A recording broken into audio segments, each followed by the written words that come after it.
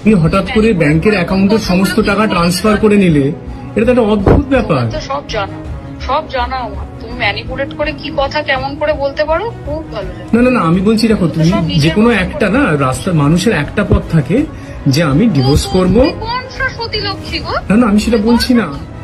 এবার হিরণের অ্যাকাউন্টের সমস্ত টাকা নিজের অ্যাকাউন্টে ট্রান্সফার করে নিয়ে হিরণকে পথে বসালেন হিরণের প্রথম স্ত্রী।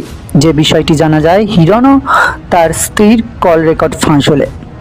কথা বলার সময় হিরণ বলেন, ডিভোর্সের সময় আমি তোমার সমস্ত দাবি পূরণ করতাম, কিন্তু তুমি এটা কেন করলে?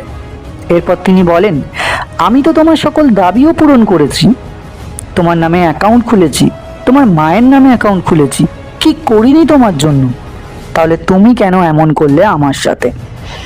এদিকে হিরণের অ্যাকাউন্টের সমস্ত টাকা তার স্ত্রী নিজের নামে করে নিলে এই নিয়ে বিভিন্ন রকম মতামত দিচ্ছেন নেটিজেনরাও। তাদের মধ্যে একজন বলেছেন, হিরণকে উচিত শিক্ষা দেওয়ার জন্য এটা সব থেকে ভালো উপায় ছিল। কেউ আবার বলছেন, এটা করে তার প্রথম স্ত্রী একদম ঠিক করেননি।